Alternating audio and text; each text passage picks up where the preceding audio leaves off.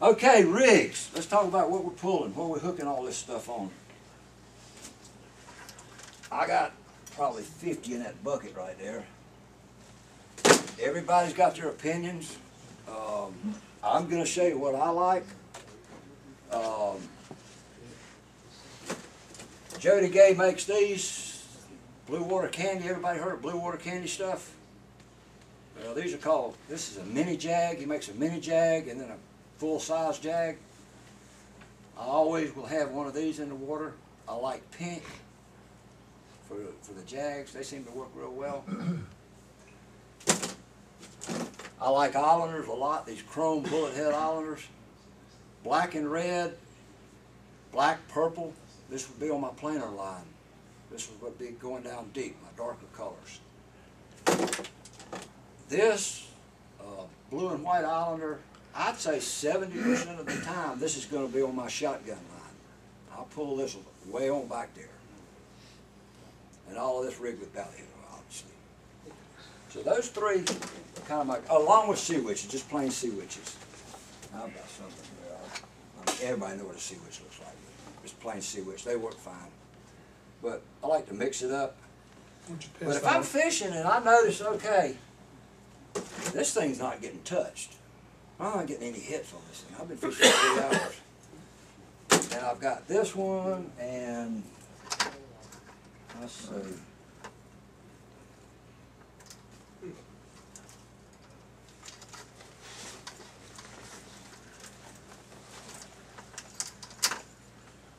I've got some, all right, there's a sea witch right there. Everybody didn't know what one looked like. Been around forever. But if this is getting hit, and this little islander chugger's getting hit, that pink's not getting hit, or if I'm running a dark color, maybe a purple or something on the top, and they're not getting hit, well, after a while, I'm going to say, well, look, yeah, these blues are getting hit. I'll switch over, and I may end up pulling all blue that day. I may end up pulling all pink that day. Got to find out what they want. I can't tell you why they like something one day and something different the other day. The only thing I can tell you is that I've noticed if you see a lot of flying fish out there, you want blue and white out there, because that really imitates a flying fish. Questions on that? John, you may want to mention about those sea witches. I don't know if everybody knows that you rig them backwards. Oh yeah. Let me get a better one here. I think I've got one.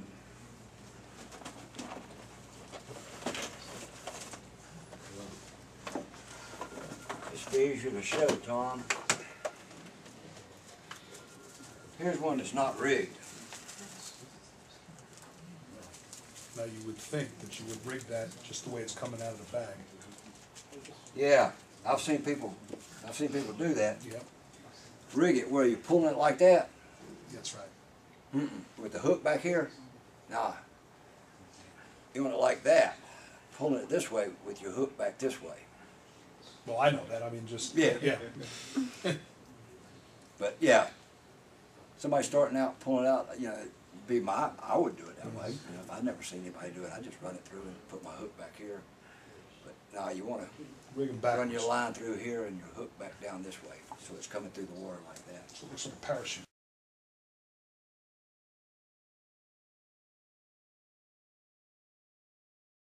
These are his demo 9-aught right here.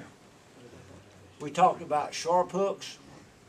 Right out of the pack, all hooks are not sharp, but all hooks are not dull. So everybody ought to have one of these, a file, and carry it with you. Tom's got a neat gizmo over there. He showed me. I don't know enough about it to talk about it, but it's a winner. I want to try it out. I'm looking forward to it, because it seems like to me it'd be quicker than. Oh, 3 strokes and you're done. But I'm feeling this hook. This is right out of the pack. That hook's plenty sharp. I wasn't even thinking about sharpening that. That's a mustad. Yeah. And Gamakatsu hooks, if you use those, I'll guarantee you they're going to be sharp enough right out of the pack. They're like razor blades right out of the package. Yes, sir. Okay, I'm gonna put a chin weight on this guy. This is a 3/8. I'll use either a 3/8 or a 1/4 ounce chin weight. Why do you put a chin weight on it? Why do you put a chin weight I on it? think it makes it run better. So it makes And it a swim lot of times underwater on instead my of boat, skipping? you know, with me doing everything, I'm not on a big sport fisherman where I'm doing nothing but driving the boat. You know, I'm gaffing, I'm rigging baits, I'm clearing lines, I'm doing a lot of everything. So I try to teach people to rig baits, and if they don't get it exactly straight, I think having a chin weight on there gives it a little advantage. You know, it gives them a little bit of margin of error in there. And then also, if I'm going to troll faster, a chin weight will help. So if I'm going to Keep troll, your bait from skipping if out I of the feel like water? I'm going to troll faster today, I would want baits out that have heavier chin weights in them to keep them down in the water better. What's the heaviest you'll go on a chin weight? I'll go 3/8. Okay. So I stick my chin weight on my wire like this. Now this is very important here. This is where a lot of people make a mistake. If I put it on like that, and I bend this wire around it, where's that chin weight going to be? It's going on top. It's going to be down below that fish. But if I turn the hook this way and come in here and bend it around here like that, see how now the chin weight's up on the top part of the hook? So when I rig that ballyhoo, that chin weight's going to be up in his gill plate, stuck up in there better. So all I've done is gone through the chin weight, through my hook, hold it like that, put a hay wire in it. Just a couple barrel wraps here, and I usually go about 14.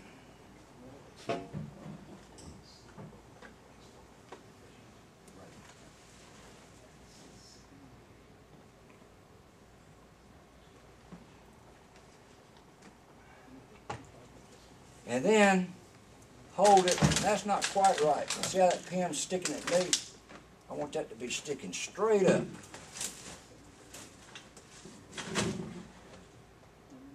Now, that's pretty good about right there. And trim a little bit of that pin off. Tag into that wire. Hey, Wayne. That's all it is Seems right we went there. out and bought all these new tools today, you know? They're all shiny. Take this, other end of the wire, go through what kind of bait we're going to put on here. A lot of times it's easier if you put this thing on first, so you slide that down there. Take a barrel swivel. Spro makes nice barrel swivels because you get a lot of weight for the weight capacity for the size of it. There's one right there. A little bitty swivel right there is a 150-pound test. I'd like this. And then again, just put another hay wire in this guy, This one. Yeah. bend it around a couple loose turns, tighten it up, Sticking straight up.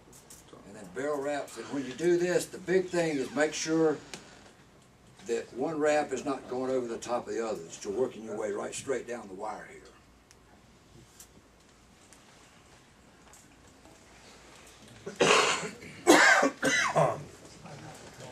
That's it right there.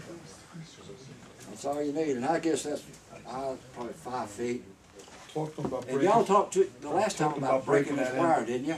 talking about breaking that end off there, because if Yeah. you don't, you're gonna cut your finger right to the bone. Yeah, I can do two things. I can take these cutters right here and I can cut it off here, but I'm gonna leave a little tiny stub on that thing that can catch wire or anything else. Cut you like a razor blade.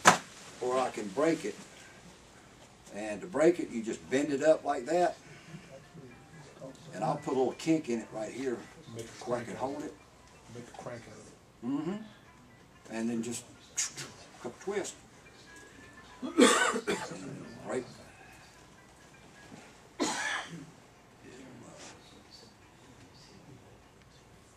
Break right off.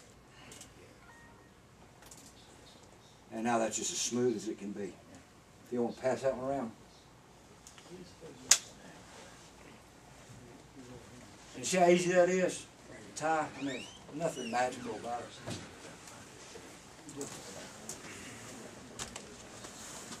And then after a day of fishing, when you come in, you want to be careful about coiling that wire up to where it's not kinked.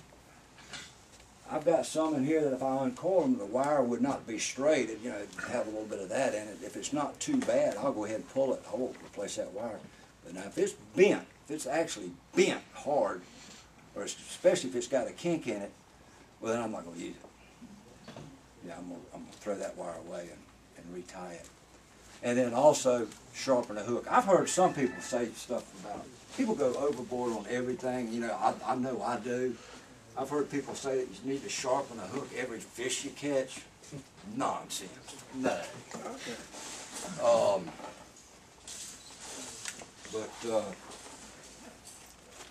Do keep an eye on them, and you can feel them. And a good way to test it is put it on your fingernail,